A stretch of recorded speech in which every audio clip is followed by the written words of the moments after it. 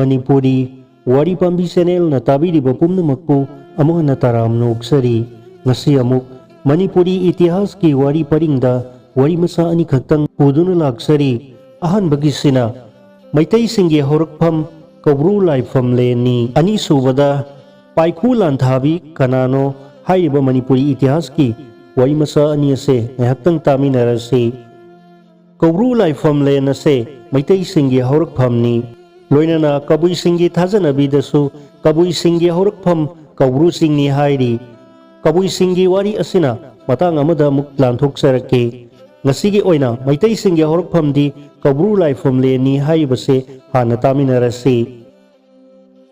malem taibang panasida asatpa sattaba amadi namu taibang mina singba laiba yananabagi damakta atingkok maru sidabana atiya sidabada hairabada atiya asidadi Ariba thadokpa yadabana mahakna salairen sidaba oina sayole salairen sidabana atingkok maru sidabada amuk punim jarakle taibang panase itomna di semba ngamoye aigi loinabi ama pibiro haijarabada atingkok maru sidabana nasagi oithhangbada khut na khut tarana tako nura thokani mado hukak mayaida thamo takpirakle adudagi yamna mapa laitana fajabi nuja ama oirabada masa pumba irang hauki khanghaudana masa ahum mangang luang khuman kauna phangjakhi pari ahumak yumlep sar tamningbra hangbada panthau aikoi ahum di ayuk nungthil numidang kauna leijarage yumlep saradi hayeng matam amada mangang luang khuman na singba haiduna salai taret khairakpa matamda taloi thiduna sada nauda sandokjarage paukhumjakhi Masigi matungda salairen sidabana amuk atingkok mari sidabada haijarakle aikoi ani di leijare aikoi gi mateng pangnaba khoyumsing pinabiro haijaraklabada nangna apamba nasadagi puthokjaro takpiraklabada salairen sidabana maikai mari sungdai nipal ngaknanaba lai kay amuk puthokhi maram aduna magi mamingda salairen sidaba hainabu koloina khiye asumna atingkok na puthokpa layam asibana Konchin tuthokpa na puthokpa layam asina malengbu mawung marin tadana leiramlaba malem mase temduna semgalakle nongpok nongsup makha awang maikai tuna semlakhi hairi salairen sidaba amadi laimaren sidabi layam galoina na salairen sidaba na lusingduna saidang phamhong hongduna malem semlakpase nungaitraduna lengduna leiba yaba mafam amada kundarage khanduna yenglakpada fajaraba kabru singjaubu urakle Salairen na khoyum layam yengduna watem lakle khoyum layam samafam amada lengdana lairaga khundaduna malem leisem lasi aikoi gi mangda uriba fajarba singjau asida khundarasi salairen gi athang se tarabada harau duna kabru singi mata faraba singjauda layam khundakhi mafam aduda layam sananaba pukri amasu tauthokhi hairi Salairen sidabana lusingduna malemgi mathak thangba laisabu temduna thawai panba asat pasattaba mayam leiba yarnaba sembani mado atingkok maru sidabana uraduna mana malem sembase ai yaudrabadi mapung phaba ngamaroi khalladuna magi masa oine sayolage khalladuna salairen sidaba nangna malem sembado aisu yauge ahing ama numit humni laklo nawa angang oine leiramge nasa sakna nawkollo Asumna salai sidabana tanna fuing saduna numit humni laklabada sanana phudungaba nawa angang ama phangjakhi lamda thangja ahanbada phangjakhi haiduna thangja hanbasu kaunakhi maram aduna lamda thangja ahanba ani subada salairen sidabana saroi ngaroi mayam mapuk pen pija pithak tauki haiduna ngasi fawba saroi khanglibani haidi masigi matung matam khara lairaga nawa angang amaga phangjakhi pakhangba kauki mapugi sayon oibana nongmagi ham saukhalakle nongmadi salairen sidabana mapari hal yenglaga pari ibungo nungsiba panthau aidi singbu layamga loinana malem ase temkhaiduna semlakpada ware ahalgi matamsu oirakle aduna malem ase sattaba napi singna hailai uwa hawanduna sanghallo wathemlakle Panthaugi yathangbu luda thongduna mausa kaubi imabu ningsingduna sorna kambada humlen ayangba nungsit puthokle amuk kambada humlen arumba nungsit puthokle ani ase punsillaga ising onduna nong tahalle nong taraba matamda nonggi isingna leibakta supsille tapna tapna thadoragtuna iput oire iputtagi sentherakpa isingna turel oihankhre isingdagi isang ole isangdagi kangkup thokle asumna mathang mathang semlakpana pambi makhal chamaga nipal hawalle asumna uwa hai leina malem ase isang sanghanbasi panthau salairenda yenghalle masigi mathangda thawai panba jibasing amadi tinkang nga sa uset sagol samu sawom sarang singba semlakle adudagi mathangda namu taibang mi semlo hairabada namu ama semduna yengle masidi maitai namu kaurage namu taibang migi awa ana tabada mahut mareng sinnanaba usin oihalage haina isingda thadokre mathangda amuk sembana hangoi oikhi madudagi mathangda sabana songhu yong kauki namu taibang migi masak sabada nungbang labada panthau salairenda takpinanaba haijakhi panthauna wathem lekle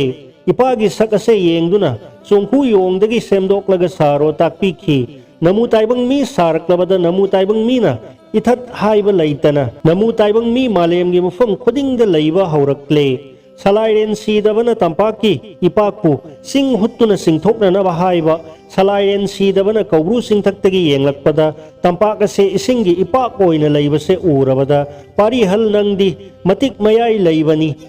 sing huttuna ising singthoklo tampak lamda aikhoigi khubam honglasi takpirabada tanna timenta paiduna wangbren ga loinana makharomda sattana ising thingliba singbu timenta na thingaiduna ising singthokle masibu singnung hut kauki maram ase leibana wangbren khana saubagi khubam yabada lining thau sana mahi gi su yauribani hairi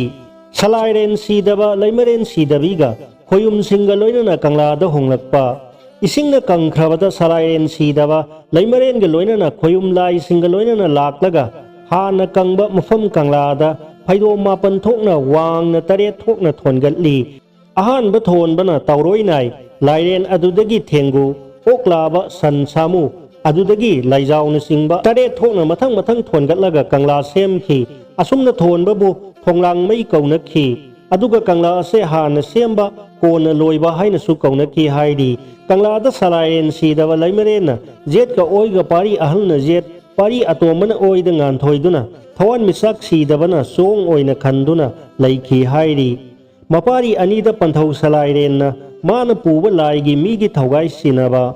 mapu mana sinarakpadi namu taibang mi saba fawani mapuna sinarakpa thaudang loirabana mapari anida yenaduna puhallage khalakle pari ahaldi tengban mapugi mayonni matik mangal leibani aduna laiga miga anigi ningthau haplage pari atomana kanglage phambal sinarage khaladuna mapari ani kausinduna wahom lakle pari ani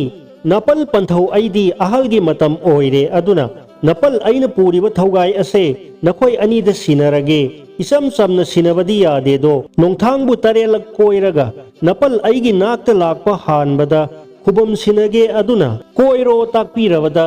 sanahandi tanna nongkhong koiba satkre atombadi samba pangan sonmana koiba satpa ngamdaduna leimaren sidabagi mafamda kaptuna leire leimarena atombagi mataubu nungsiduna panthaugi tangbal tarelak koiraga khuramo takpikhi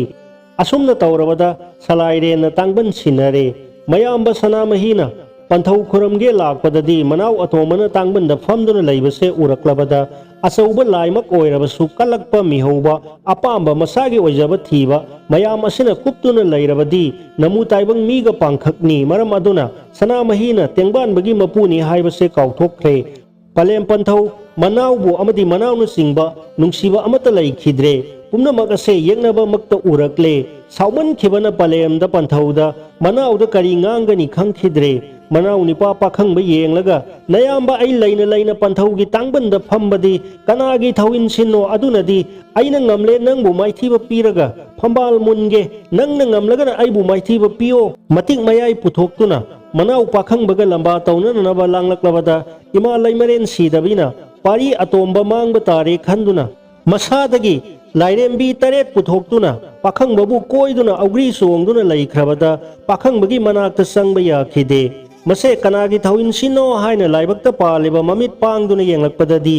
ima laimarelgi thawin sinni haibase khanglabada palem imana khoi ani bu khomlang induna sauna na bayok pirakpani palem imana sembani haina इनाउगी फंबाल फंगनब सिनबीरे अदुदगी तौफम खंद्रदुना अइना Semba मालेमदा ओइना ताइनरगे खलकले हौजिकी मतमदा याउसंग थाबल चोंखिबा असे लाइरेंबी तरेना औग्री चोंबदगी मतौ तमखिबनी हाइरी असुमना तिमेन ता पाइदुना खौसार क्लबदा मालेम खांगबा ngamद्रदुना खारोमदा सेप्थखी हाइरी सलाइरेन सीदबना थुपतुना लेरमदगी थोरक्तुना पारी हल इपा वा हाइगे ता खौसाबा लेपो नंगदी इपादगी सुहनबनी ताइबंगदा लैरिबा पुनमक नंगी नपोतनी नरनी नपोत नरन मांगन बहुनदे कंगलागी फंबाल असीदी ननाउना फंगजरसनु सनाहल नंगीदी अथोइबा फमथोल लाइगिसु मीगिसु सुपना निंगथौ ओइजरो इपनथौ अइना लाइनिंगथौ कौरबने नंगना थवाई पानबबु पोकपा सीबा नोंदमलोन नंगना हुंग तेन ओइना लैदुना थवाई पानबबु पोखनलो इमा लैमरेनसु लाइनिंगथौ कौबा मिंथोन पीख्रे यिगनबगी लांग निपाल मांगख्रबदा पालेमना खोमलांग इंदुना योलकपा पंथौना पांगल चावनबा थालकपबु खल्लुरगा लाइनिंगथौना अतप्पा लैतना मित्तगी पिरांग सिंथदुना लैख्रे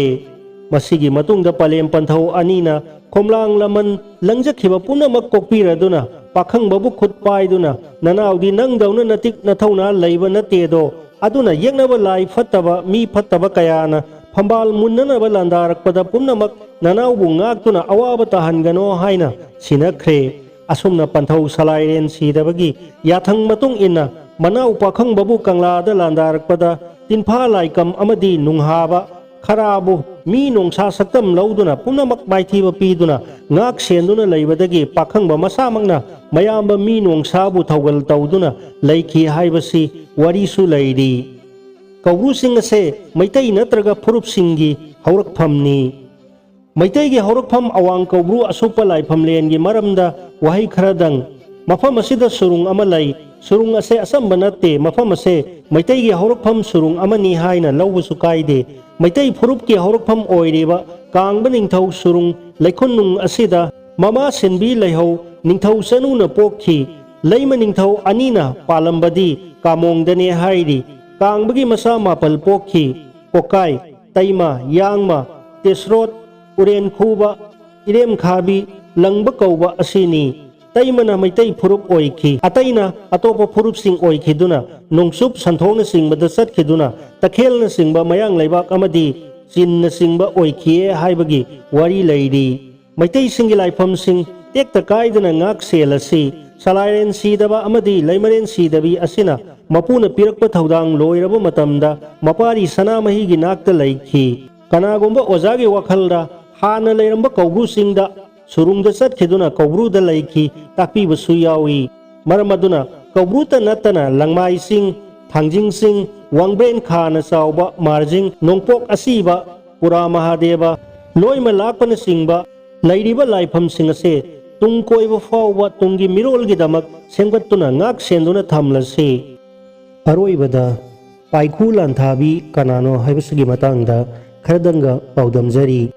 इंग कुमसिंग लिसिंग समापन कुलहुमदोय कंगलाइपाकी मालिया फंबानबा कुमसिंग लिसिंग अहोमगा चाम तरामाथोय लांगबनगी तरानी पान निंगथौकाबा नमित्ता लमलेल लमदम लमनुंग से इम्फालदगी नोंचुप माइकैदा किलोमीटर 5 रोम चटलगा लैबा इरोय सेम्बा मंगहिदेनदगी वायेनबम सनु फंबावना पाइखु लांथाबी मिंगलेल लौरगा कंगलाइपाकी लैमरेनबी फंबा हाटखी हाइरिबा मतमसे अखोइगी इरमदा मैत्रैबा कंगलाइपाक लमदमसिगी मिपुम खुदिंगमक्की कोक मै हौना साबा मतमनी अइगी युमगी फमेनदा मियानसा मितोपना खोंग्राई निक्तुना फमख्रे सिंगबुरोय तंबुरोय सा लापथोकनरे इमा लोलना लाइनिंग लाइसोनगी थोरमदा सिजनबा याद्रे अखोइगी निंगथौरोल मियानसाना लांगबा लाखुख्रे मितोपना थुंबलुदा निंगथौगी मसेंग साबा मितंबान सिंग लेमलैंगागुम संख्रे निंगथौ पामहैबगी ममिंग मियान लोनदा गर्भनिवास हाइन ओंथोख्रे असिगुंबा मतम असिदनी वायेनबम चनु थंबालना लैमरेनबी मिंगहुन लौख्रिबसी निंगथौ पामहैबदी तुयाम थीबा निंगथौनी महाकी मसासिंग अयाम्बा ममा तिनदे मसिना मरम ओइरगा निंगथौ मसासिंगी मरक्ता थांग सनबा उंखनबा यामना तोइना थोई असिगुंबा मतम असिदा थंबालना रौरिबा खोंफम से करिगिनो लैमरेनबी फंबाल बुयामना पामबगिरा थंबाल पुक्सेल लेप्तबी लमचत नाइदबी नुपीरा हाइबसने नफम थोकपनी हक्सांग कुरंगबाना साहिंग साबा मंगोंदा सक्था ओइना पीरबसु थवाइदी महाक्किनी महाक्की अरोई खोंजेल mahakna ngakpiramba wahay ado ngakna satkani mahakna asumna thawai oibi thambal isano inemasao aidi yararoi punsi ipaklalani asak pakhambi mairakta khoiji khada mitam khrabi yaro amom na sen chongduna kaidauni pamda laimaren bi sarai tholuro wasaki sarai mon khangna duna leluro punsi adubu thambal thawai gi thambal nungsibi khaina lokki lokmangda khamlai ayeng taraba lairaba aigi aroiba yawa asitadi paima khoijangna taw khoiji khagi tawjing hairangdo hairang lemna manghalakanu ko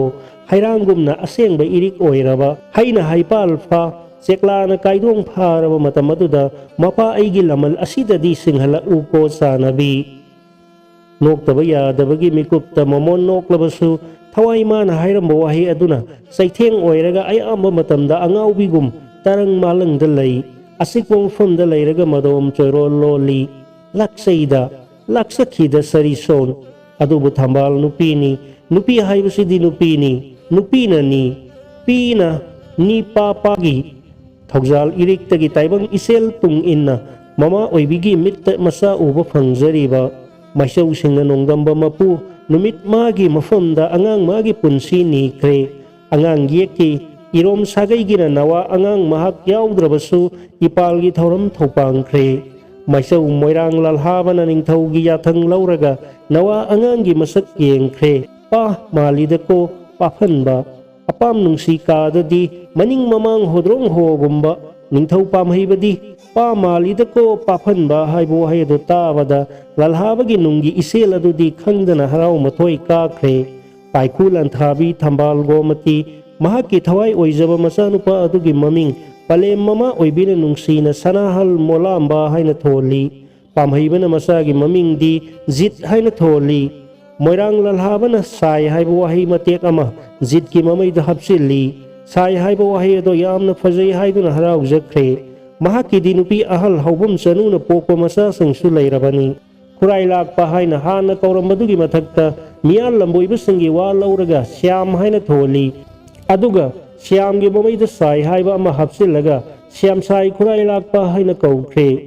thongak lairembi imagi masai kon tarung thel gi haigalakpa langon lairembi imagi masai kon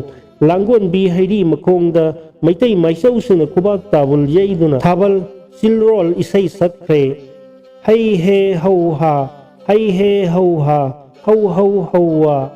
palale sakpana saba sapuna hongnet pungda khulale maringna saba polangna mapal khoptringai hayel dabu khalale